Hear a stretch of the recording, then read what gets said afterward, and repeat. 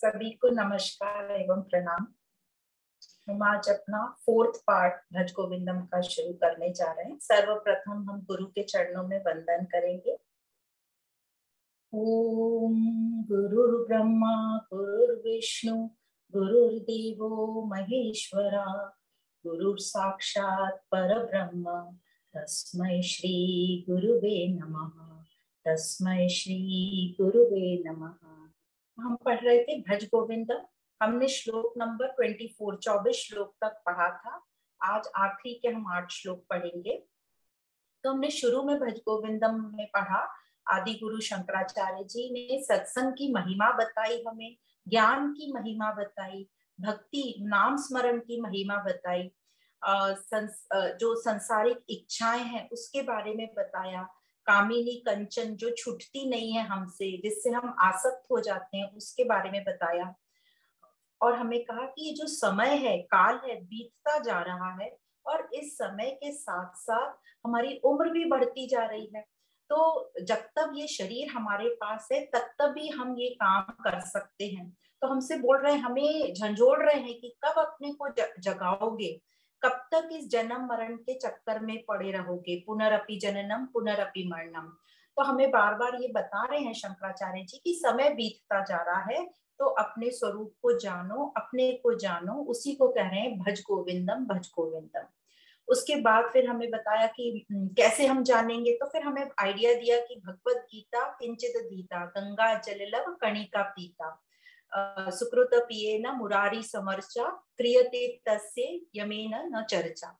मतलब भगवत गीता को पढ़ो, उसको ठीक से समझो, उसमें सभी हमारी उन्नति के सभी मार्ग बताए हैं। तो हमें इस प्रकार से बताया कि भगवत गीता जो है वह, उसमें सभी कुछ, उसको थोड़ा सा भी पियोगे, गंगा जल जैसा आप थोड़ा सा भी उसका जल ग्रहण करोगे, जैसे गंगा जल को हम थोड़ा सा लेते हैं अपनी अंजुलि में, उस प्रकार भगवत गीता का आप थोड़ा भी अध्ययन करोगे। पर उसको सिर्फ हमें रट नहीं लेना है, उसके मीनिंग को समझना है और उसका हमें अभ्यास लगातार करते रहना है और अपने आप को मुरारी को समर्पित करना है, मतलब अपने को अपने स्वरूप से जोड़ना है। और इस प्रकार हम चलेंगे तो हम जन्म मरण के चक्कर से सुधर जाएंगे, मतलब हमें मृत्यु से भय नहीं लगेगा। और फिर हमें कहते हैं कि जो हम अज्ञान में सोए हुए हैं, तो ज्ञान से अपने आप को जागृत करो। और लास्ट के जो सेशन में हमको बताया था कि त्वयि मयि चानेत्र्य विष्णु, मतलब एक ही विष्णु सब में बसता है, तो हम ये क्यों भेदभाव कर रहे हैं। तो हमें विष्णु तत्व वासुदेव सर्वम के बारे में बताया गया। तो जो लास्ट हमारी क्लास, जो लास्ट श्लोक हमने पढ़ा था 24 नंबर का, वो विष्णुत्वम पर हमने समाप्त किया था। तो यहाँ पर धीरे धीरे हमको शंकराचार्य जी वासुदेव सर्वम की तरफ ले जा रहे हैं कि सब जगह उस विष्णु को देखो, मतलब उस परमात्मा को देखो। तो हमारी जो मन की स्थिति या हमारा भाव ऐसा करना चाह रहे हैं कि हम सबको स्वीकार करें, जो जैसा है उसको स्वीकार करें। तो उसी को अब आगे बढ़ते हैं, श्लोक नंबर 25। इसमें क्या कहते हैं हम सुनते हैं। श्लोक नंबर 25 इस प्रकार है। शत्रौ मित्रे पुत्रे बंधौ मा कुरु यत्नं विग्रह संधौ। शत्रौ मित्रे पुत्रे बंधौ मा कुरु यत्नं विग्रह संधौ। सर्वस्मिन्नपि पश्यात्मानं, सर्वस्मिन्नपि पश्यात्मानं। सर्वोत्रोत्सृज भेदाज्ञानं, सर्वोत्रोत्सृज भेदाज्ञानं। भज गोविंदम भज गोविंदम गोविंदम भज मूढ़मते। तो अब यहाँ पहली लाइन ही बोल रहा है, शत्रु मित्रे पुत्रे बंधम, मतलब इन सब में एक ही आत्मा बसती है, हम सब में एक ही आत्मा, वो परमात्मा बसता है। सिर्फ शरीर मन बुद्धि से हम सब अलग अलग हैं। जैसे एक माला में धागा होता है, धागा एक ही होता है पर मणि अलग अलग होते हैं, जो हमने भगवत गीता में पढ़ा था कि जैसे कृष्ण बोलते हैं कि मैं धागा हूँ, जैसे माला में धागा हूँ, सबको पिरोए रखता हूँ, सबको साथ में रखता हूँ।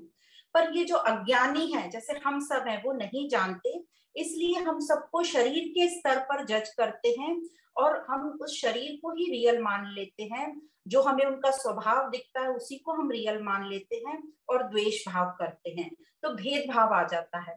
तो यह सब अज्ञानता के कारण हम दुखी रहते हैं। तो यह इस श्लोक में यही बताया जा रहा है कि जो शत्रु, मित्र, पुत्र और संबंधी, सब में जो है एक ही परमात्मा बसता है, पर हम सब में भेदभाव रखते हैं। कैसे? शत्रु से हम द्वेष भाव, दुश्मनी रखते हैं, मित्र से प्रेम रखते हैं, संबंधियों से व्यवहार रखते हैं और पुत्र से अति अति अति प्रेम रखते हैं। तो गुरु हमको ये कह रहे हैं कि ये भेद तो रहेगा ही सब में, पर हम भेदभाव नहीं रखें, हम नित्य को देखें, उसके मूल स्वरूप को देखें। तो गुरु हमको कह रहे हैं इस भेदभाव से ऊंचे उठो, द्वेष कभी भी मत रखो, माँ पुरु मतलब किसी से भी द्वेष भाव मत रखो, बदला लेने की भावना ये मन से निकाल दो, अपनी एनर्जी वेस्ट होती है ये बदले की भावना से, ये यत्न मत करो। विग्रह संधो मतलब विग्रह का भी बदला भी मत लो और संधि का भी मत सोचो, दोनों से ही परे रहो और सब में जो मूल तत्व है परमात्मा को देखो। वासुदेव सर्वम को, इसी वाक्य को याद रखो, ज्ञान स्वरूप, और इस ज्ञान से अज्ञानता को नष्ट करो, अज्ञानता को हटाओ, क्योंकि अज्ञानता के ही कारण भिन्नता, भेद आ गया है, तो इस भेद को नष्ट करो। तो इन आंखों से, जो हमारी ये भौतिक आंखें, इनसे तो हमें सब में भेद दिखाई देगा। तो यह जो भेद हमें इन आंखों से दिखाई दे रहा है, ये तो बाहर का रूप है, डेकोरेशन है, स्वभाव है, और स्वभाव सबका अलग अलग रहता है और स्वभाव चेंज भी किया जा सकता है, पर जो स्वरूप है वो सबका एक रहता है और स्वरूप कभी भी चेंज नहीं होता, वो जैसा की तैसा नित्य रहता है। तो इसी को कह रहे हैं उत्सृजा, मतलब सब जगह जो भेद है, सर्वत्र सब जगह जो भेद है, उत्सृजा उस भेद को नष्ट करो, उस अज्ञानता को ज्ञान का साथ लो और उसे नष्ट करो। और फिर बोला है सर्वस्मनि पश्चात्मनम, मतलब सब में वही विष्णु है, अच्छे में या बुरे में सब में वही है, तो उसको उस स्वरूप को देखो। अब कैसे देखेंगे हम स्वरूप को, हमें तो ऐसे दिखाई नहीं देगा, तो उसका एक सरल तरीका है स्वीकार भाव, सबको एक देखो, मतलब स्वीकार भाव में आ जाओ। और जो सामने वाला बिहेव कर रहा है हमारे सामने, जो हमारा, हमें उसका जो दिख रहा है वो स्वभाव है उसका, तो जैसे बताया स्वभाव तो चेंज हो सकता है, पर हम दूसरे का स्वभाव नहीं चेंज कर सकते, हम सिर्फ स्वभाव अपना चेंज कर सकते हैं। तो हमें उसको चेंज करने की भी कोशिश नहीं करना है, पर उसे स्वीकार करना है कि मूल रूप से ये तो जो मैं हूं वही ये है, परमात्मा है। तो पहले अभी हमें स्वीकार भाव सिखा दिया, तो सबसे पहले हमें भज गोविंदम में सिखाया कि ये जो आशा पिंड, वो बोला ना तदपि न मुंचति आशा पिंड, मतलब इच्छाएं कभी खत्म नहीं होती, तो इच्छाओं का त्याग कैसे करना है वो बताया। फिर हमें बताया चिंता से मुक्त होना है, धन गति चिंता, काते कांता धन गति चिंता, ये कंचन और कामिनी हमें चिंता में डालती है, तो हमें वो बताया गया कि चिंता से मुक्त हो। फिर हमें अनासक्ति बताई कि रिश्तों से, पुत्र पत्नी संबंधी पार्टनर जो भी है उनसे आसक्ति नहीं करना, तो अनासक्ति कैसे होगी हमारे में, वो हमें बताया गया। फिर हमें जीवन मुक्त के लक्षण बताए गए कि जो जीवन मुक्त है वो कितना यूज करता है, जितना जरूरी है, तो जितनी जिसकी इच्छाएं कम है वो उतना ज्यादा धनवान है, ऐसा बताया जाता है।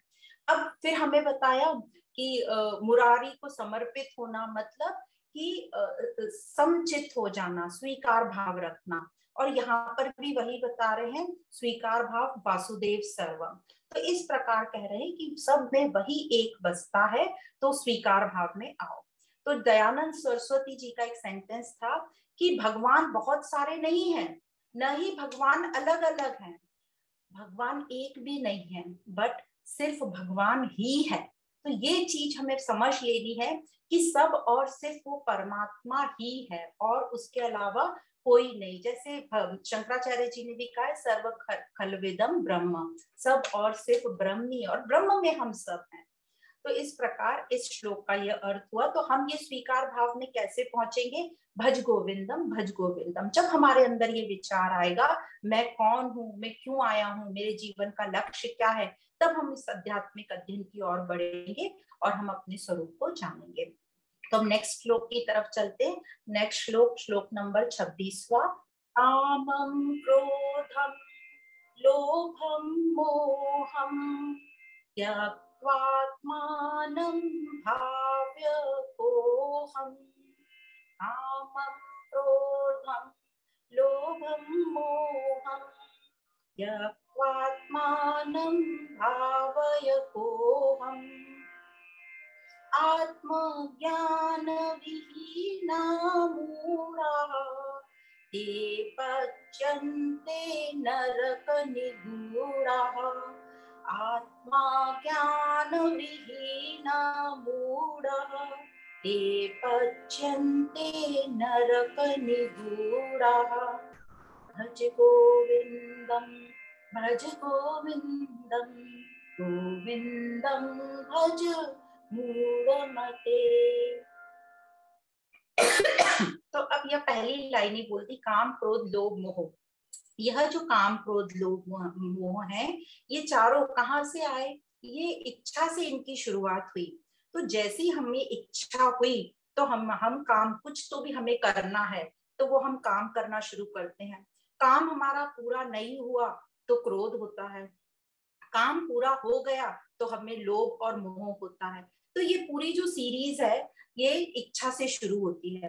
तो गुरु हमको कह रहे हैं, इस इच्छा को विवेक ज्ञान से इसका त्याग करो और अपने मन को दिव्य बनाओ, क्योंकि इच्छाओं से खाली मन ही उन्नत हो सकता है।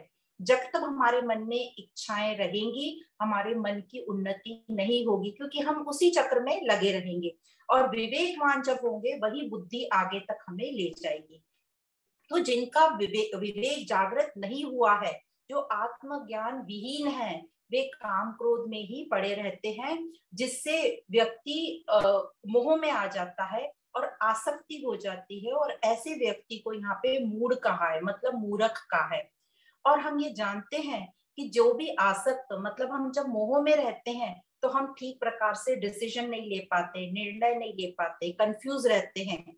तो इसका सबसे बड़ा एग्जाम्पल है, हम तो है ही। और जो भगवत गीता में जो हम पढ़ते कि अर्जुन कंफ्यूज्ड था क्योंकि वो मोह में आ गया था। हम विक्षेप में रहते हैं, क्या सही है क्या गलत है, ये हमें समझने की शक्ति हमारी समाप्त हो जाती है। तो ऐसे व्यक्ति को कहा है नरक निगूढ़ा, मतलब नरक में रहने वाला, मतलब संसार में दुखी परेशान पीड़ा सहन कर रहा है, इसको कहा गया है नरक निगूढ़ा। तो ये जो इच्छाओं से काम क्रोध लोभ मोह आते हैं, ये हमारे स्वरूप को ढक देते हैं। तो हम अपने आप को देख ही नहीं पाते, एक पर्दा गिर जाता है तो हम अपने स्वरूप को देख ही नहीं पाते। तो जब व्यक्ति इन सब से फ्री होगा, काम क्रोध लोभ मोह से, तभी हम अपने स्वरूप को देख पाएंगे, तभी एक साधक अपने स्वरूप को पहचान पाएगा। तो उसके लिए हमें क्या करना होगा? भज गोविंदम, मतलब हमें इस सत्संग का या जो भी हमारे शास्त्र हैं उपनिषद हैं उनका श्रवण मनन करना है, निधिध्यासन करेंगे, तभी उस साधक को ये समझेगा कि मैं ही ब्रह्म हूँ, मैं ही शुद्ध निर्मल हूँ, अनंत हूँ, अहम ब्रह्म अस्मि। तो अब हमें क्या करना होगा? तो हमारी जो सांसारिक इच्छाएं हैं, जो अति हमें समझ में आती हैं, कौन सी इच्छाएं हमारी बैलेंस के बाहर हैं, उन इच्छाओं को अब हमें परमार्थ की तरफ मोड़ना है। तो जैसे हमने भगवत गीता में पढ़ा था कि हम अपने ही शत्रु हैं, हम अपने ही मित्र हैं, छठे अध्याय में पढ़ा था। तो जब हमारी इच्छाएं, संसारिक इच्छाएं अति हो जाएंगी तो हम अपने शत्रु बन जाएंगे, और जब वही इच्छाएं परमार्थ की तरफ हो जाएंगी तो हम अपने मित्र कहलाएंगे। तो ये कैसे हो पाएगा? तो इसका एक ही आंसर है, भज गोविंदम। अपने को अपने स्वरूप से जोड़ो, अपने को अपने से पहचानो। तो अब नेक्स्ट श्लोक की तरफ चलते हैं। श्लोक नंबर 27, 27 नंबर का श्लोक है। गेयं गीता नाम सहस्रम ध्येयं श्रीपति रूपम सच्चम। गेयं गीता नाम सहस्रम सहस्रम ध्येयं श्रीपतिरूपमसत्यम् नेयं सज्जन संगे चित्तम् नेयं सज्जन संगे चित्तम् ध्येयं दीनजनाय चिद्वित्तम् देयमदीनजनाय च वित्तम् भज गोविन्दं गोविन्दं भज मूढ़मते। फिर से हमको याद दिला रहे हैं कि भगवत गीता एवं सहस्त्र नाम, तो यहाँ पे हमें पता है कि आदि शंकराचार्य जी विष्णु के भक्त थे और उन्होंने विष्णु सहस्त्र नाम पे अपना एक भाष्य भी लिखा है। तो उसको यदि हम समझें कि भगवत गीता एवं विष्णु सहस्त्रनाम को पढ़ना चाहिए, भगवत गीता का गान और विष्णु सहस्त्र नाम का जाप करना चाहिए और हमेशा श्रीपति रूपम उसको याद करना चाहिए। जस्रम मतलब अजस्रम मतलब याद करना चाहिए उस पर। तो श्री के पति कौन हुए? श्री हुई लक्ष्मी और उसके पति हुए विष्णु। तो श्रीपति पे अपना ध्यान रखना है। मन को सज्जन के संग रखो मतलब सत्संग के साथ रखो और जो धन है उसको जरूरतमंद में दो मतलब दान करो। तो यहाँ पर धन का मतलब सिर्फ रुपया पैसा नहीं है, हमारे में जो भी काबिलियत है, समय है, सलाह है या जो भी अच्छी चीज है हमारे पास उसको हम जरूरतमंद में दें। तो इस श्लोक में हमें क्या करना चाहिए? हमें जैसे अभी तक पिछले श्लोक में बताया इच्छाएं, तो यहाँ पर बता रहे हैं कि हमें क्या करना चाहिए, उसका एक सुंदर सा आदेश दिया है शंकराचार्य जी ने, ताकि हमारा मन जो है वो शुद्ध हो, हमारा जो जीवन को देखने का नजरिया साफ साफ हो, स्पष्ट हो, हमारी बुद्धि ठीक तरीके से निर्णय ले पाए। तो इस तरीके का आदेश हमें दिया जा रहा है और इन 4 लाइनों में वो आदेश दिया जा रहा है कि हम इन इच्छाओं को कैसे नष्ट करें ताकि हम मोह में नहीं गिरे और हम ठीक प्रकार से निर्णय ले पाए। तो ऐसी स्थिति के लिए पहला उन्होंने बोला है गेयम गीता, मतलब गीता को ठीक प्रकार से पढ़कर समझना है। तो हमने पहले भी ये पढ़ा था भगवत गीता किंचिद दीता, तो थोड़ा सा भी हम इसको ठीक प्रकार से समझकर उसका अभ्यास जारी रखें, क्योंकि भगवत गीता में 700 श्लोकों में सभी प्रकार का हमें ज्ञान दिया है जो एक पूरे हमारे जीवन के लिए जरूरत है। हमें विवेकवान बनाने की भगवत गीता में पूरी पूरी क्षमता है। नित्य क्या है, अनित्य क्या है, ठीक प्रकार से समझने की उसमें विवेक दिया है। तो यह भगवत गीता हमें विवेकी बनाती है, योगी बनाती है। तो इस भगवत गीता को समझने के लिए कहा गया है। फिर दूसरा बोला है नाम सहस्त्रम, मतलब नाम स्मरण बताया है। तो पहला तो विष्णु सहस्त्र नाम में जो 1000 नाम बताए हैं विष्णु के, पर हम किसी भी नाम का स्मरण कर सकते हैं या अपने इष्ट देव का नाम स्मरण, चाहे वो विष्णु हो, शिव हो, राम हो। तो इससे क्या होगा, इससे जो हमारी इंद्रियां हैं वो बिजी रहेंगी, कहीं तो इधर उधर नहीं भागेंगी। तो पहला हुआ भगवत गीता से हमारा ज्ञान, हमारी बुद्धि विवेकवान होगी। फिर नाम स्मरण से हमारी इंद्रियां लाइन पर आ जाएंगी। फिर तीसरा बोला है ध्येयम, हमारा जो ध्यान है हमेशा परमात्मा की ओर, किसके ओर रहे? श्रीपति रूपम, जो श्री के पति हैं उसकी तरफ हमारा ध्यान हो, मतलब परमात्मा के तरफ, मतलब लक्ष्मी के पति नारायण की तरफ, जो धन के मालिक हैं। तो लक्ष्मी धन है और धन के मालिक नारायण हैं। तो इस प्रकार हमारा ध्यान नारायण की तरफ रहेगा तो हमारा मन में भी शुद्धि आएगी और मन शांत रहेगा। फिर बोला है हमारा जो चित्त है वो सज्जन लोगों के साथ, हमारी संगति सज्जन लोगों के साथ रहे। तो जब बुद्धि का संग अच्छा रहेगा तो हमारी बुद्धि पर जल्दी से असर होगा और बुद्धि हमारी चेंज होगी, विवेकी बनेगी। तो संग होना चाहिए सत्संग का, अच्छी पुस्तकों का, या हम जो भी कुछ देखते हैं टीवी में देखते हैं अच्छी चीजें देखें जो हमारी बुद्धि का लेवल को बढ़ाए।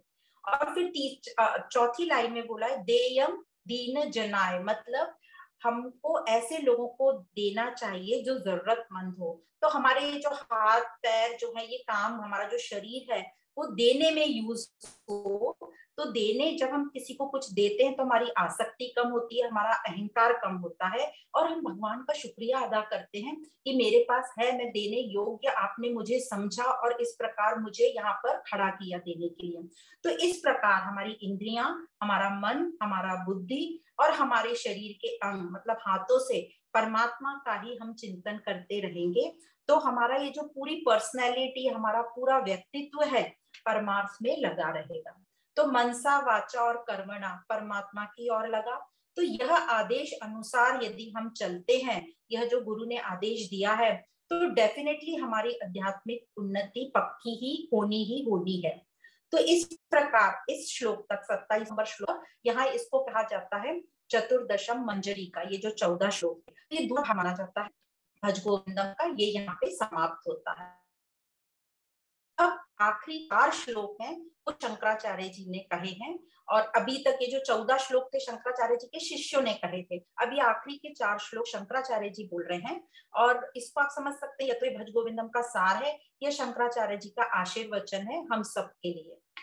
तो श्लोक नंबर 28 हम देखते हैं। सुखतः क्रियते रामा भोगः पश्चादन्त शरीरे रोगः। सुखतः क्रियते रामा भोगः पश्चादन्त शरीरे रोगः। यद्यपि लोके मरणं शरणं तदपि न मुञ्चति पापाचरणम्।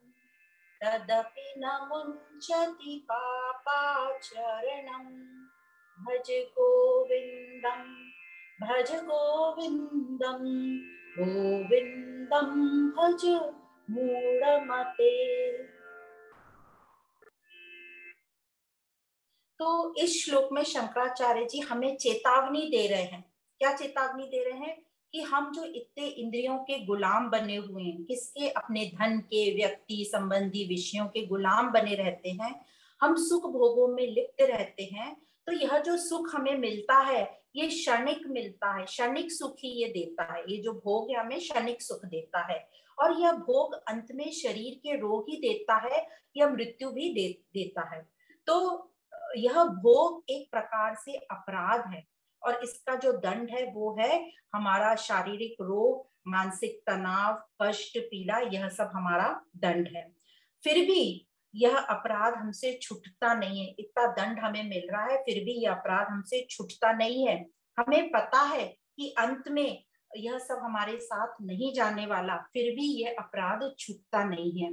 तो पहली लाइन में ये बताते हैं सुखतः क्रियते रामा भोग। तो रामा का मतलब होता है संस्कृत में किसी भी वस्तु से आनंद की प्राप्ति, और यहाँ पर रामा भोग का मतलब है इंद्रियों का सुख। तो हम जो भोगों में सुख पाते हैं, इंद्रियों के भोगों में सुख पाते हैं, तो हम समझते हैं यही आनंद हमें मिल गया। तो ये अज्ञान की बात है। पर जो ज्ञानी होते हैं, विवेकवान होते हैं, वो सत स्वरूप राम स्वरूप में ही आनंद की प्राप्ति करते हैं या आनंद पाते हैं। मतलब जो नित्य है उसी को वो आनंद मानते हैं। तो ये हुआ पहली लाइन। दूसरी लाइन में कहते हैं जो लोग भोग वस्तु में, विषय में आनंद पाते हैं, उनके शरीर में फिर रोग लग जाते हैं। तो पश्चादंत शरीरे रोग।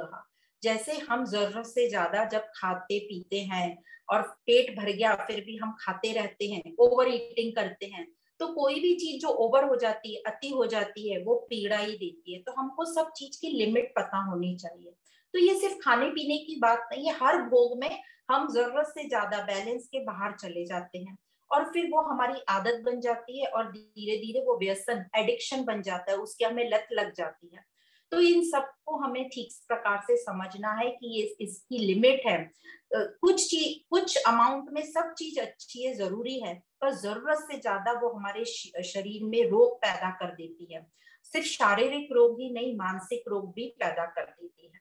फिर आगे की लाइन में कहते हैं यद्यपि लोके मरणम शरणम, जबकि इस संसार में अंत में मृत्यु ही है। मृत्यु तो आनी है, हम सबको पता है, और साथ में कुछ नहीं जाना है।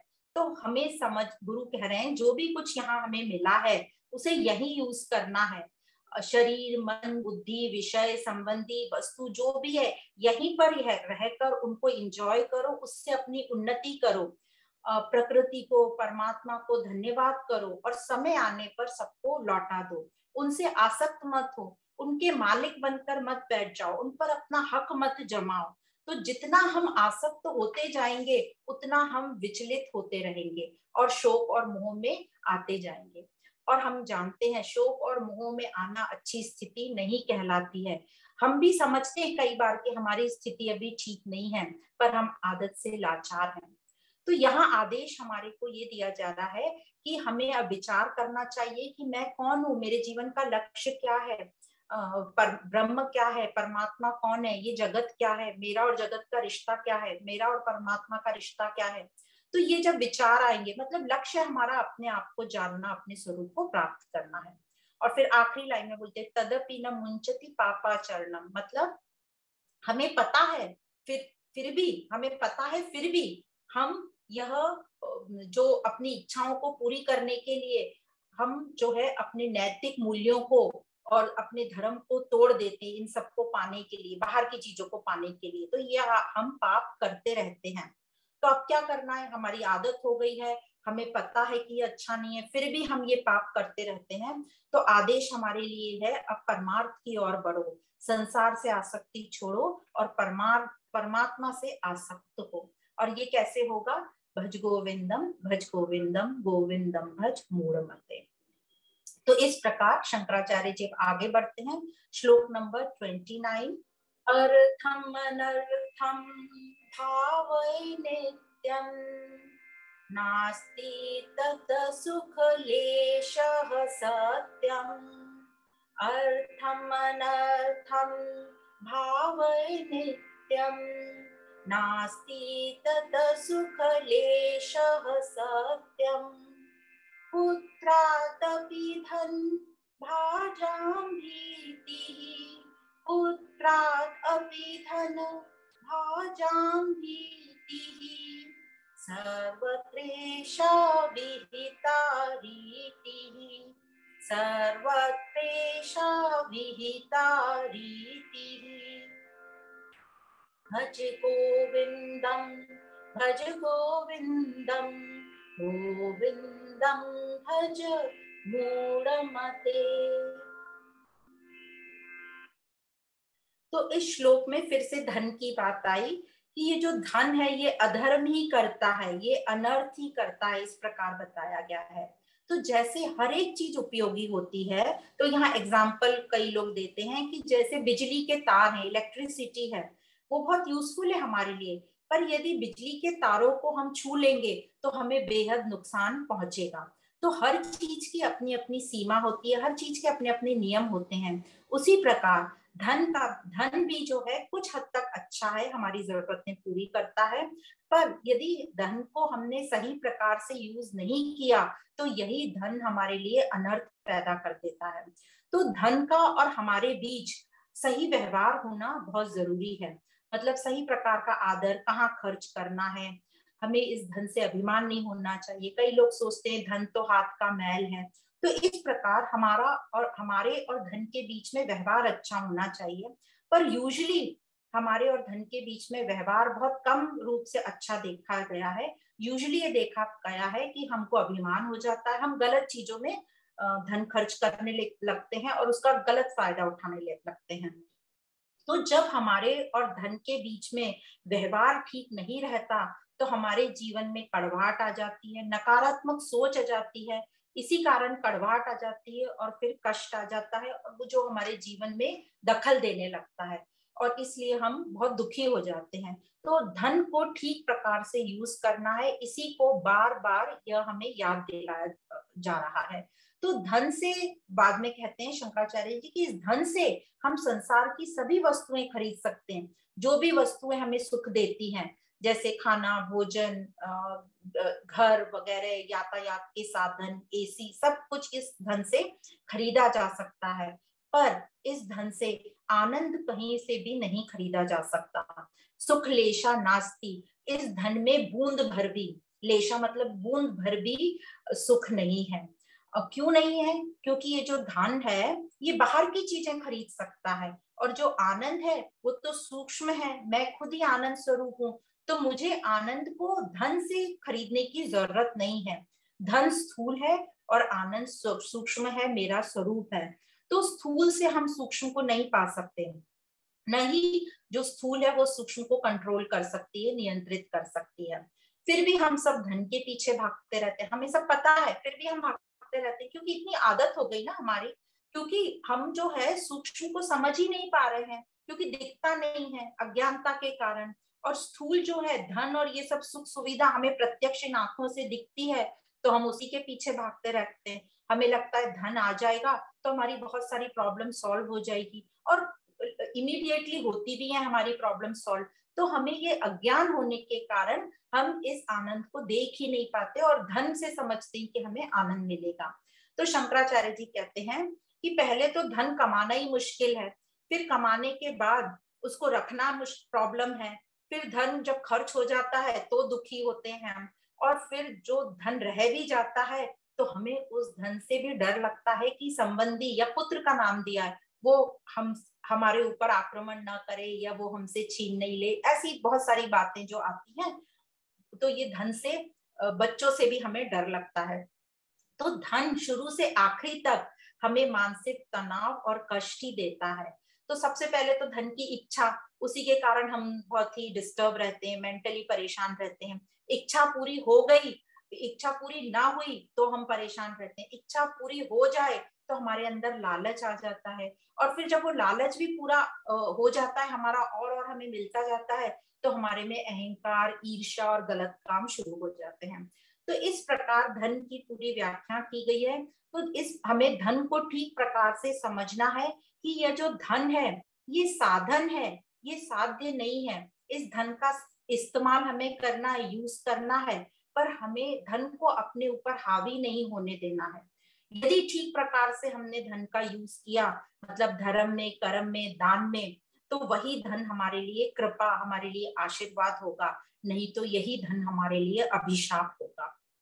तो जो धन है उसको हमेशा विष्णु के साथ, लक्ष्मी को उसके पति के साथ ध्यान में रखो, विष्णु नारायण के साथ रखो। और ये कैसे करेंगे? भज गोविंदम, भज गोविंदम, गोविंदम भज मूढ़मते। तो सब सब जो भी हमें करना है इस जीवन में, उसका एक ही इलाज है, भज गोविंदम, भज गोविंदम।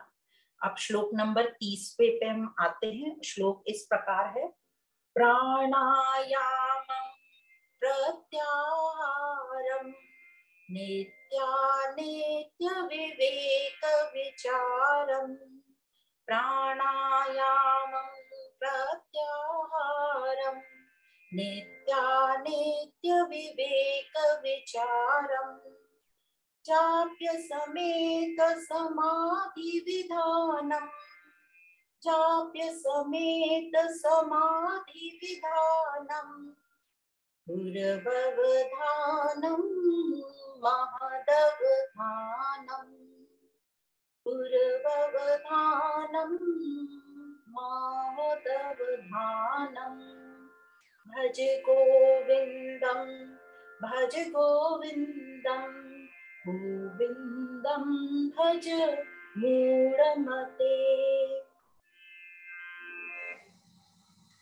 तो जैसे श्लोक नंबर 28 और 29 में हमने पढ़ा, गुरु ने हमें बताया कि अर्थ, धन और अर्थ के पीछे नहीं भागना है। तो इस श्लोक में अब बता रहे हैं, अब वहां नहीं भागना, पर मन तो कहीं ना कहीं तो भागेगा। तो अब मन को क्या करना है, मन को कहाँ हमें ध्यान लगाना है, ये यहाँ पर बताया जा रहा है। तो पहला शब्द बोला प्राणायामम। प्राणायामम मतलब जो हम जानते हैं, जो प्राणायाम करते हैं, मतलब अपने श्वासों को नियमित करना। तो इससे हमारी जो इंद्रियां हैं वो नियमित होंगी। फिर बोला है प्रत्याहारम। प्रत्याहारम मतलब यहाँ इसका मतलब है सभी इंद्रियों को बाहर से समेट कर अंदर अपने से जोड़ना। तो प्राणायामम प्रत्याहारम। तो हमको पता है कि अष्टांग योग में यह जो प्राणायाम और प्रत्याहार जो है ये चौथे और पांचवें नंबर पे आता है। तो पहला आता है यम, फिर आता है नियम, फिर तीसरा आता है आसन, फिर चौथा प्राणायाम और फिर प्रत्याहारम, छठा धारणा, ध्यान, और समाधि। तो ऐसे 8 पॉइंट पे हम काम करते हैं अष्टांग योग पे। तो यम का मतलब है जो हमें नहीं करना है वो, नियम का मतलब है जो हमें करना चाहिए वो, और आसन जो हम योग में जो एक्सरसाइज में पोस्चर अपने अलग अलग आसन बताते हैं वो। फिर प्राणायाम का मतलब हमने अभी समझा, अपने श्वासों को नियमित करो ताकि हमारी इंद्रियां नियमित रहें। प्रत्याहारम मतलब इंद्रियों को बाहर से मोड़कर अंदर अपनी तरफ जोड़े। और फिर आएगा धारणा। तो यहाँ हमने पढ़ा प्राणायाम और प्रत्याहार। फिर नेक्स्ट लाइन है इसमें, नित्यानित्य विवेक विचारम, मतलब हमारा विवेक जागृत हो ताकि हम नित्य और अनित्य में भेद समझ पाए। तो ये कब होगा? जब हम ज्ञान लेंगे, चिंतन मनन करेंगे, तब हम ये कर पाएंगे, नित्य और अनित्य में भेद कर पाएंगे। तो इसलिए कह रहे हैं कि हमें आगे का प्रोसीजर पा रहे हैं कि नित्य और अनित्य के बीच में भेद जब हमें पता करना हो, नित्य पर हमारा लक्ष्य साधना हो, तो हमारा ये विचार चिंतन मनन चलना चाहिए। फिर कहा है जाप्य समेत समाधि विधानम, मतलब यह जब हम जप करेंगे, कोई भी नाम जप करेंगे, तो हमारा मन शांत होगा, एकाग्रचित होगा। और जो ये मन है शांत शुद्ध और एकाग्रचित मन जो है, अब ये ज्ञान लेने के लिए तैयार होगा। तो ये नाम स्मरण की बात चल रही है, या कहीं भी हम अपनी इंद्रियों को परमात्मा से जोड़े रखें। तो यह शांत और शुद्ध जो मन है यही स्वरूप को प्राप्त कर सकता है, ये भी हमने जाना है। तो यहाँ तक आते आते हमारी जो धारणा है ये अब पक्की हो गई। अब धारणा के बाद आता है ध्यान। तो जब हमारा मन बुद्धि शुद्ध हो जाएगा, शांत हो जाएगा, तो अब हम ध्यान में ठीक प्रकार से बैठ पाएंगे। तो आगे बोला है पूर्ववधानम, मतलब यह साधना हर दिन करनी है, अभ्यास ये जारी रहना चाहिए, तभी हमारा मन जो है शांत और एकाग्रचित और शुद्ध होगा। मतलब वो डिसिप्लिन में आएगा, अनुशासन में आएगा। और अब हम उस स्थिति में पहुंच गए कि हमारा ध्यान एकाग्रचित है। तो अब हमें उस परमात्मा का जो प्रकटीकरण होने के लिए हम तैयार हैं। तो ये सब थी हमारी अभी तक ध्यान के लिए तैयारी, जो हमने पहले 5 चैप्टर भगवत गीता में पढ़े थे।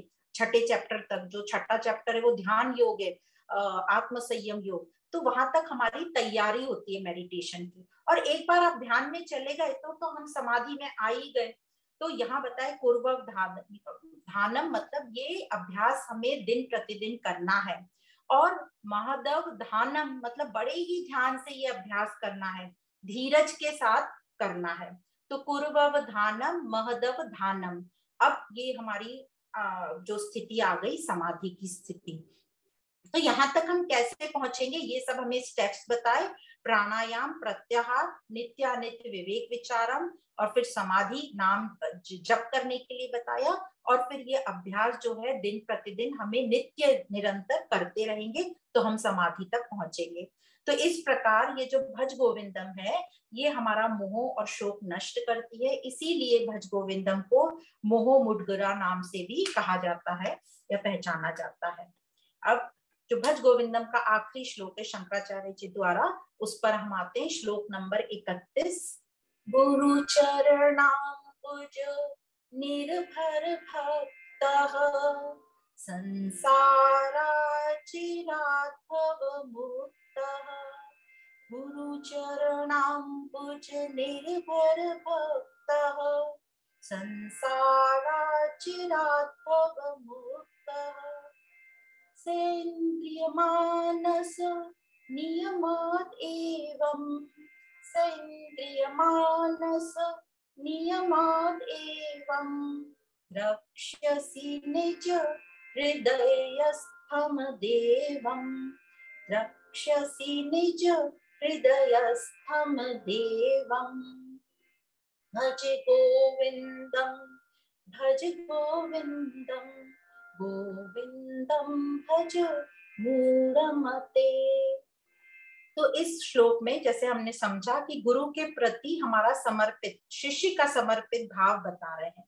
तो गुरु कौन होता है? वह जो हमारे मन से अज्ञान को दूर करे, मतलब अंधेरे को दूर करे और हमें अपने आप से, अपने स्वरूप से मिला दे, हमें अपना स्वरूप प्राप्त करा दे। तो ऐसे गुरु को जो शिष्य हैं वो गुरु पर ही निर्भर होते हैं, और ऐसे गुरु को शिष्य साष्टांग नमस्कार करना चाहिए। मतलब पूर्ण समर्पित भाव रखे शिष्य गुरु के प्रति, जो गुरु ने बोला है उसी के आदेश का पालन करे। तो गुरु के आदेश अनुसार चलने से शिष्य जो है जल्द से जल्द संसार बंधन से मुक्त होता है। अब गुरु के चरणों को यहाँ कमल बोला है, गुरु के चरण को कमल बोलते हैं ना, चरण कमल में वंदन करिए। तो गुरु के चरणों में नमस्कार करते हैं, क्योंकि जो चरण है, चरणों पे ही हम खड़े होते हैं। तो गुरु चरणों पर खड़ा है, और जो जिस पर हम खड़े होते हैं उसको बोलते हैं मूल, जड़ें। तो इसका आध्यात्मिक दृष्टि से मतलब है गुरु अपने स्वरूप में है, उसका मूल जो है, स्वरूप जो है वो ये जड़ें जो है, तो चरणों को यहाँ पे स्वरूप से दर्शाया गया है। तो इस प्रकार उसके चरण मतलब आत्मा स्वरूप को दर्शाते हैं, गुरु के चरणों को आत्मा स्वरूप बताया है। तो शिष्य या भक्त या साधक जो गुरु को साष्टांग नमस्कार करता है, साष्टांग मतलब धरती पर लेट जाता है, तो तब क्या होता है, जो शिष्य है उसका मस्तक और उसका हृदय गुरु के चरणों के एक लेवल में आ जाता है। मतलब शिष्य का मन और बुद्धि उस आत्मा को प्राप्त हुए। मतलब ये हम कह सकते हैं, जो शिष्य का मस्तक मतलब बुद्धि और उसका हृदय मतलब मन जो है गुरु के स्वरूप को प्राप्त हुआ। हाँ, तो इसको एक डायग्राम से समझ सकते हैं। इस डायग्राम बनाया तो हमने देखा शिष्य गुरु को ये साष्टांग नमस्कार कर रहा है, और जो शिष्य का आप देख सकते हैं, शिष्य का जो ब्रेन है, सर, मस्तिष्क और उसका हृदय है, गुरु के मूल मतलब स्वरूप के साथ एक हो जाता है। तो इस प्रकार बोलते हैं शिष्य को अपना स्वरूप प्राप्त हुआ। तो उसका जो व्यक्तित्व है शिष्य का, वो स्वरूप को प्राप्त हुआ। तो यह दर्शाता है संसार के बंधन से वह छूट गया, जो हम सब के जीवन का उद्देश्य है। तो गुरु शिष्य की इस यात्रा में गुरु सहायक होता है, मार्गदर्शन करता है, पर मेहनत जो है शिष्य को ही करनी होती है। उसके इंद्रिया, मन, बुद्धि पे उसी को नियंत्रण करना है, और इसी प्रकार वो विवेक वैरागवान होगा, विवेक से, वैराग से और भक्ति से, और अपने लक्ष्य को प्राप्त करता है।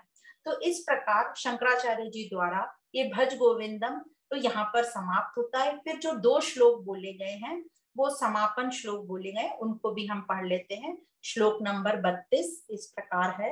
मूढ़ः कश्चन व्याकरणो करनाध्ययन धुरिणः श्रीमद्शंकर भगवत शिष्ये, श्रीमद् शंकर भगवत शिष्ये बोधित आसित शोधित करणः, बोधित आसित शोधित करणः। तो इस प्रकार कहते हैं कि व्याकरण को रटने वाला जो व्यक्ति था, हमने शुरुआत वो कहाँ से करी थी, उसी को देखकर शंकराचार्य जी के मुख से ये भज गोविंदम प्रकट हुआ। तो व्याकरण को रटने वाला व्यक्ति जो है वो शंकराचार्य जी द्वारा और उनके शिष्यों द्वारा भज गोविंदम का श्रवण करता है। उसने किया भज गोविंदम का श्रवण और उसको ज्ञान की प्राप्ति हुई, उसका जो मन है वो शुद्ध हुआ और उसको आध्यात्मिक यात्रा का मार्गदर्शन प्राप्त हुआ शंकराचार्य जी और उनके शिष्यों द्वारा। और लास्ट जो श्लोक है वो इस प्रकार बोला जाता है, श्लोक नंबर 33। भज गोविंदम, भज गोविंदम, गोविंदम भज मूढ़मते, नाम स्मरणात् अन्यमुपायम्, नाम स्मरणात् अन्यमुपायम् नहि पश्यामो भवभीतरणे, नहि पश्यामो भवाब्धितरणे। भज गोविंदम, भज गोविंदम, गोविंदम भज मूढ़मते। तो इस प्रकार कह रहे हैं कि भज गोविंदम मतलब अपने आप को जानने के अलावा इस संसार को पार करने का दूसरा और कोई अन्य उपाय है ही नहीं। सिर्फ भज गोविंदम, भज गोविंदम, गोविंदम भज मूढ़ मते। तो आज हमने भज गोविंदम का ये आखिरी श्लोक भी पढ़ लिया। तो हमारे पूरे जो 31 श्लोकों की ये श्रृंखला थी भज गोविंदम, ये यहाँ समाप्त होती है। तो आज के क्लास में हमने 25 नंबर श्लोक से पढ़ा। पहला श्लोक था, यदि हम सिर्फ सबको एक एक लाइन में रिवाइज करें तो, शत्रु मित्रे पुत्रे बंधो मां कुरु यत्नम विग्रह संधो सर्वस्मिन्नपि पश्चात्मानं सर्वत्रोत्सृज भेदा ज्ञानम। मतलब शत्रु मित्र पुत्र संबंधी सभी में एक ही आत्मा विराजमान है, भेदभाव को मिटाओ। भेद होगा सब में, पर हमें भेदभाव नहीं करना है। ये जो भिन्नता है ये शारीरिक स्तर पे है, तो ज्ञान से इस बात को समझ लो कि सब में एक ही परमात्मा विराजमान है। श्लोक नंबर 26 में कहा था, कामम क्रोधम लोभम मोहम त्यक्त्वा आत्मानं भाव्यपोहम आत्मज्ञान विहीन मूढ़ः ते पच्यन्ते नरक निगूढ़ा। मतलब काम क्रोध लोभ मोह हमें दुखी करते हैं। ज्ञान, जिनको आत्मज्ञान नहीं है उसको यहाँ पर मूर्ख का है। तो जो संसारिक इच्छाओं में पड़े रहते हैं, जिसका रिजल्ट काम क्रोध लोभ मोह होता है और दुखी रहते हैं। तो जब आत्मज्ञान हो जाएगा, जब हमको आत्मज्ञान होगा, तभी हमको अपना ब्रह्म स्वरूप समझेगा कि मैं ही ब्रह्म हूं, अहम ब्रह्म अस्मि। फिर श्लोक नंबर 27, गेयम गीता नाम सहस्रम ध्येयम श्रीपति रूपम असज्रम नेयम सज्जन संगे चित्तम देयम दीन जनाय च वित्तम। मतलब भगवत गीता को पढ़ो, समझो और उसके हिसाब से अभ्यास करो। फिर नाम स्मरण बताया कि नाम स्मरण, किसी के भी नाम स्मरण से हमारी जो इंद्रियां हैं वो कंट्रोल में रहेंगी। विष्णु का ध्यान हमेशा रखो, मतलब परमात्मा का ध्यान रखो, प्रकृति का ध्यान रखो जिसने हमको सब कुछ दिया है। सत्संग, सत्संग का इंपॉर्टेंस है कि सबके साथ अपनी संगति रखो और जरूरत वाले को देना सीखो। तो इस प्रकार मन वचन कर्म से परमात्मा से जुड़े रहो। फिर श्लोक नंबर 28 आता है, सुखतः क्रियते राम भोगः पश्चात् धन्ते शरीरे रोगः यद्यपि लोके मरणम शरणम तदपि न मुंचति पापाचरणम। ये जो सुख भोग है, जो हम अति सुख लेते हैं तो उसमें आसक्त हो जाते हैं और फिर शरीर को रोग लग जाते हैं, मानसिक रोग भी लगते हैं। हमें पता है कि यह सब हम सब मरने ही वाले और यह सब हमारे साथ नहीं जाने वाला, फिर भी हम इस पाप में पड़े रहते हैं, ये हमसे छूटता ही नहीं। तो ज्ञान से नित्य को जानो, नित्य में आसक्त हो और अनित्य को छोड़ो। ज्ञान से धीरे धीरे समझो, जितना जरूरत है उतना यूज करो, बाकी जो अति हो रही है हमको समझता है उस पर हमें धीरे धीरे काम करना है। फिर श्लोक नंबर 29 अर्थम अनर्थम भाव्य नित्यम नास्ति तत सुख लेशः सत्यम पुत्रादपि धन भाजाम भीति सर्वत्रेषा विहिता रीति। मतलब धन अनर्थ ही करता है, उसमें एक बूंद भी आनंद नहीं है, और धन हमेशा चिंता ही देता है। नहीं होता तो चिंता, आता है तो संभालने की चिंता, जाता है तो दुख, अधिक होता है तो पुत्र से डर। और सब जगह यही रीति है, सर्वत्रेषा विहिता रीति। आप मानो या नहीं मानो, सब जगह यही रीत है।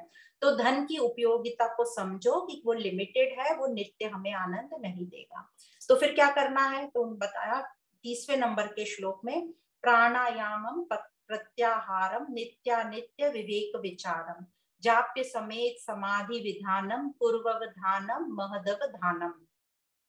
तो हमें आदेश दिया है शंकराचार्य जी ने कि प्राणायाम मतलब अपनी श्वासों को कंट्रोल करो, जिससे हमारी इंद्रियां कंट्रोल होंगी, और इंद्रियों को बैलेंस में रखो, मतलब अपनी तरफ जोड़ो। प्रत्याहार, विषय भोगों को दूर करके अपने से इंद्रियों को जोड़ो, और यह अभ्यास करते रहो ताकि हमारा विवेक जागृत हो जाए।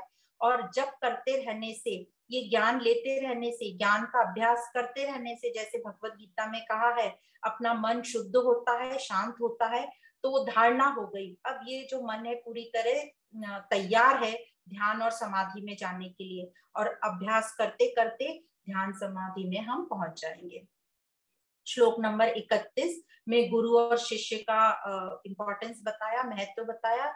गुरु चरणाम्बुज निर्भर भक्तः संसारात् चिराद्भव मुक्तः सैन्द्रिय मानस नियमाद एवं द्रक्षस निज हृदयस्थम देवम। मतलब यहाँ गुरु शिष्य की हमें महिमा बताई गई है। गुरु अज्ञान, गुरु कौन? जो अज्ञान दूर करता है, मतलब हमारे जीवन का अंधकार दूर करता है, मार्गदर्शन करता है और हमें अपने स्वरूप से मिला देता है। और शिष्य जो है गुरु को जब समर्पित होता है, साष्टांग प्रणाम करता है, तो हमने देखा शिष्य का मस्तक और शिष्य का हृदय, मतलब मस्तक मतलब बुद्धि, मन बुद्धि, और हृदय मतलब मन, गुरु के चरणों के साथ एक लाइन में आ जाता है, एक लेवल पे आ जाता है। तो गुरु के चरण मतलब ये शिष्य भी गुरु को, इस स्वरूप को प्राप्त हुआ।